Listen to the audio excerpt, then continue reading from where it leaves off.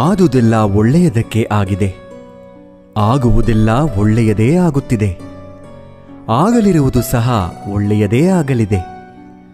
ರೋಧಿಸಲು ನೀನೇನು ಕಳೆದುಕೊಂಡಿರುವೆ?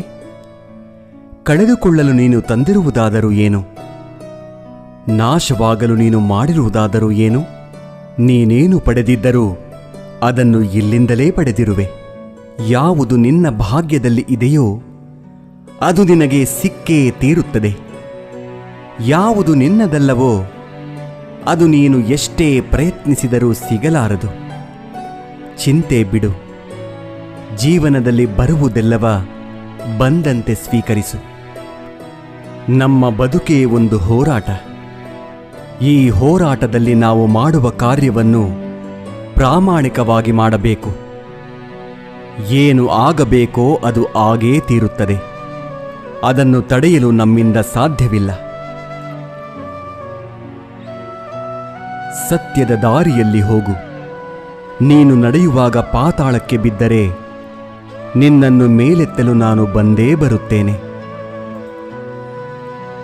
ಸ್ವರ್ಗದಲ್ಲಿ ಎಲ್ಲವೂ ಇದೆ, ಆದರೆ ಸಾವಿಲ್ಲ. ಭಗವದ್ಗೀತೆಯಲ್ಲಿ ಎಲ್ಲವೂ ಇದೆ, ಆದರೆ ಸುಳ್ಳಿಲ್ಲ. ಜಗತ್ತಿನಲ್ಲಿ ಎಲ್ಲವೂ ಇದೆ, ನೆಮ್ಮದಿಯಿಲ್ಲ. ಇವತ್ತಿನ ಎಲ್ಲ ಮಾನವರಲ್ಲಿ ಎಲ್ಲವೂ ಇದೆ, ಆದರೆ ಶಾಂತಿಯಿಲ್ಲ. ಮನಸ್ಸಿಗೆ ಮದವೇರಿದಾಗ ಸ್ಮಶಾನದಲ್ಲಿ ತಿರುಗಾಡಿ ಬರಬೇಕಂತೆ. ಏಕೆಂದರೆ ಅಲ್ಲಿ ನಾನು ನನ್ನಿಂದಲೇ ಎಂದು ಹೇಳಿದ ಎಷ್ಟು ಜನ ಮಣ್ಣಾಗಿರುವವರು ಕಾಣಸಿಗುತ್ತಾರೆ. ಭಗವಂತ ತಡ ಮಾಡಿದರೂ ನ್ಯಾಯ ಮಾಡುತ್ತಾನೆ, ಆದರೆ ಅನ್ಯಾಯ ಮಾಡುವುದಿಲ್ಲ. ತಡ ಆಗುವುದರ ಹಿಂದೆ ಅದ್ಭುತಗಳು ನಡೆಯುತ್ತವೆ. ಕಾದು ನೋಡಬೇಕಷ್ಟೇ. ಎಲ್ಲ ಹೇಳುತ್ತಾರೆ, ಮನುಷ್ಯ ಖಾಲಿ ಕೈಯಲ್ಲಿ ಬರುತ್ತಾನೆ, ಖಾಲಿ ಕೈನಲ್ಲಿ ಹೋಗುತ್ತಾನೆ ಎಂದು. ಆದರೆ ಮನುಷ್ಯ ಬರುವಾಗ ಭಾಗ್ಯದ ಜೊತೆ ಬರುತ್ತಾನೆ, ಹೋಗುವಾಗ ಕರ್ಮದ ಫಲ ಕೊಂಡು ಹೋಗುತ್ತಾನೆ. ಬದುಕುವುದಕ್ಕಾಗಿ ದುಡಿಯುವುದು ಅನಿವಾರ್ಯ. ಹಾಗೆಂದು ಫಲದ ಮೇಲೆ ಕಣ್ಣಿಟ್ಟು ಕೆಲಸ ಮಾಡಿದರೆ ನಿರಾಸೆ ಹೆಚ್ಚು. ಕೆಲಸವನ್ನು ಶ್ರದ್ಧೆಯಿಂದ ಪ್ರೀತಿಯಿಂದ ಮಾಡಿದರೆ ಫಲ ಇಂದಲ್ಲ ನಾಳೆ ದೊರಕಿಯೇ ದೊರಕುತ್ತದೆ. ಒಂದು ಬಾರಿ ಅರ್ಜುನ ಶ್ರೀಕೃಷ್ಣನನ್ನು ಕೇಳಿದ, ಈ ಗೋಡೆಯ ಮೇಲೆ ಒಂದು ಸಂದೇಶ ಬರಿ. ಅದು ಹೇಗಿರಬೇಕೆಂದರೆ, ಖುಷಿಯಲ್ಲಿದ್ದಾಗ ಓದಿದರೆ ದುಃಖವಾಗಬೇಕು, ದುಃಖವಾಗಿದ್ದಾಗ ಓದಿದರೆ ಖುಷಿಯಾಗಬೇಕು. ಕೃಷ್ಣನು ಬರೆದ, ಈ ಸಮಯ ಕಳೆದು ಹೋಗುತ್ತದೆ. ಅಕ್ಕಿ ಅನ್ನಕ್ಕೆ ಕೇಳಿತು, ನೀನು ನಾನೇ ಆಗಿದ್ದೆ, ಆದರೆ ಅದು ಹೇಗೆ ಅನ್ನವಾದೆ ಎಂದು. ಅನ್ನ ಸುಂದರವಾಗಿ ಉತ್ತರಿಸಿತು, ನೀರು ಮತ್ತು ಬೆಂಕಿಗಳ ಸಂಪರ್ಕಕ್ಕೆ ಒಳಗಾದೆ, ಅವುಗಳ ಸಂಸ್ಕಾರದಿಂದ ಮೃದುವಾದೆ, ಮಧುರವಾದೆ. ಅಕ್ಕಿ ಎನ್ನುವ ಭಾವ ಕಳೆದುಕೊಂಡೆ, ಅನ್ನ ಎನ್ನುವ ಅನುಭವ ಪಡೆದುಕೊಂಡೆ. ಅದೇ ರೀತಿ ಸಜ್ಜನರ ಸಂಗದಿಂದ ನಮ್ಮಲ್ಲಿರುವ ಅಜ್ಞಾನ ದುರಿತ ದುಮ್ಮಾನಗಳ ಭಾವ ಕಾಠಿಣ್ಯತೆ ತೊಲಗಿ ಪುಣ್ಯ ಜ್ಞಾನ ಮೋಕ್ಷಗಳೆಂಬ ಮೃದುತ್ವದ ಅನುಭವ ದೊರೆಯುತ್ತದೆ. ಚಿಂತಿಸಲು ನೀನೇನು ಕಳೆದುಕೊಂಡಿರುವೆ?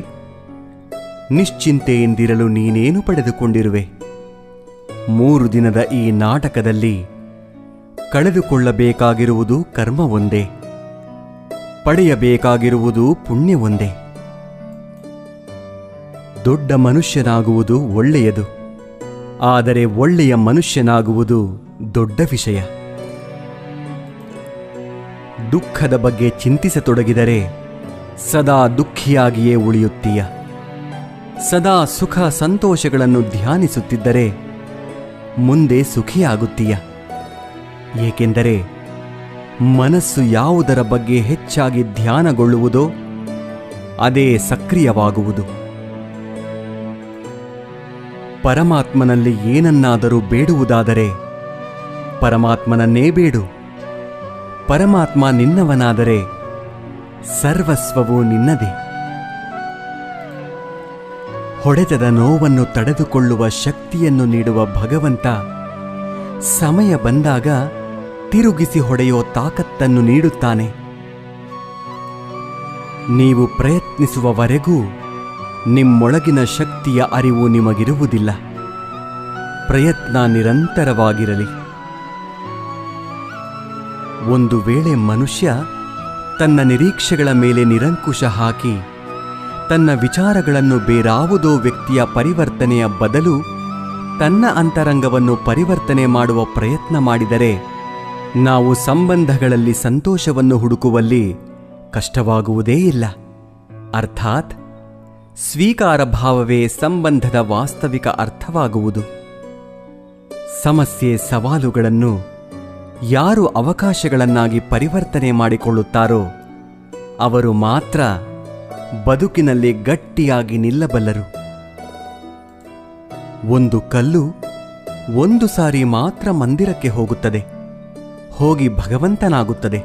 ಆದರೆ ಪ್ರತಿದಿನವೂ ಮಂದಿರಕ್ಕೆ ಹೋಗುವ ಮನುಷ್ಯನು ಮಾತ್ರ ಕಲ್ಲಾಗಿಯೇ ಇರುತ್ತಾನೆ.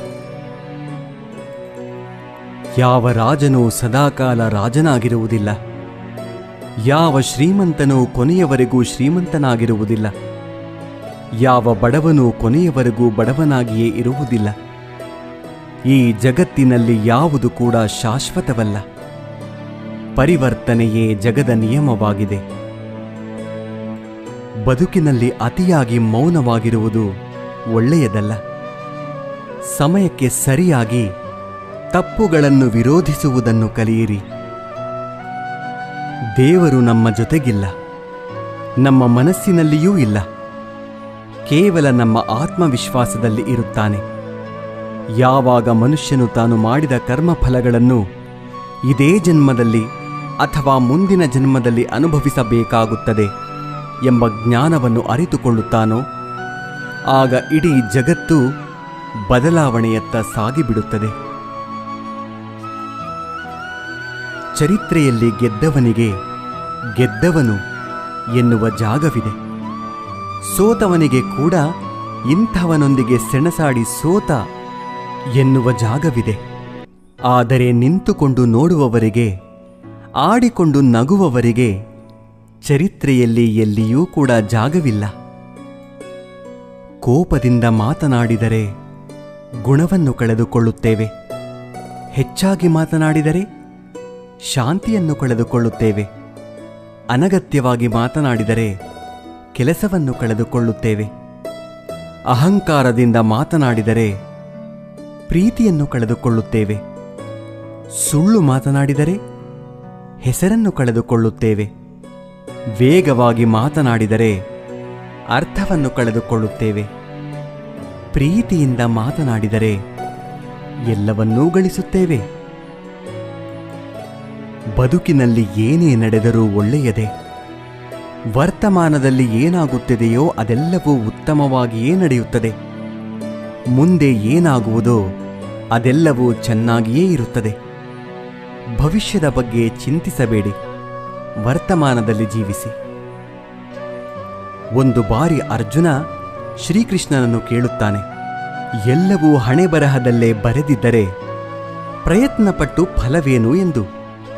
ಆವಾಗ ಶ್ರೀಕೃಷ್ಣನು ಉತ್ತರಿಸುತ್ತಾನೆ, ಯಾರಿಗೆ ಗೊತ್ತು, ಪ್ರಯತ್ನಪಟ್ಟರೆ ಸಿಗುತ್ತದೆ ಎಂದು ಹಣೆಬರಹದಲ್ಲಿ ಬರೆದಿದ್ದರೆ ಪ್ರಯತ್ನಂ ಸರ್ವಸಿದ್ಧಿ ಸಾಧನಂ. ಒಮ್ಮೆ ನಾರದರು ಶ್ರೀಕೃಷ್ಣನನ್ನು ಕೇಳಿದರಂತೆ, ಈ ಪ್ರಪಂಚದಲ್ಲಿ ಎಲ್ಲರೂ ದುಃಖಿಗಳಾಗಿದ್ದಾರೆ ಏಕೆ ಎಂದು. ಆಗ ಶ್ರೀಕೃಷ್ಣನು ಮುಗುಳ್ನಗುತ್ತಾ ಹೇಳಿದನಂತೆ, ಸುಖ ಎಲ್ಲರ ಬಳಿಯೂ ಇದೆ, ಆದರೆ ಎಲ್ಲರೂ ಇನ್ನೊಬ್ಬರ ಸಂತೋಷದಿಂದ ದುಃಖಿಗಳಾಗಿದ್ದಾರೆ ಅಷ್ಟೇ. ನೆಮ್ಮದಿ ಯಾವುದೇ ವಸ್ತು ಹಣದಲ್ಲಿ ಇರುವುದಿಲ್ಲ, ನಮ್ಮ ಆಲೋಚನೆ ಮತ್ತು ಮನಸ್ಸಿನಲ್ಲಿ ಇರುತ್ತದೆ. ಕಷ್ಟಪಡದೆ ಸಿಕ್ಕ ಫಲ ಎಂದಿಗೂ ಸುಖವನ್ನು ಕೊಡುವುದಿಲ್ಲ. ಸುಖವನ್ನು ಕಷ್ಟಪಡುವುದರಲ್ಲಿ ಹುಡುಕಿ. ಸ್ನಾನ ದೇಹವನ್ನು, ಧ್ಯಾನ ಮನಸ್ಸನ್ನು, ದಾನ ಧನವನ್ನು, ಯೋಗ ಜೀವನವನ್ನು, ಪ್ರಾರ್ಥನೆ ಆತ್ಮವನ್ನು, ವ್ರತ ಆರೋಗ್ಯವನ್ನು, ಕ್ಷಮೆ ಸಂಬಂಧಗಳನ್ನು, ಪರೋಪಕಾರ ಅದೃಷ್ಟವನ್ನು ಪವಿತ್ರಗೊಳಿಸುತ್ತದೆ. ಕೇವಲ ದೇವರನ್ನು ಪೂಜಿಸುವುದರಿಂದ ಪುಣ್ಯ ಬರುವುದಿಲ್ಲ.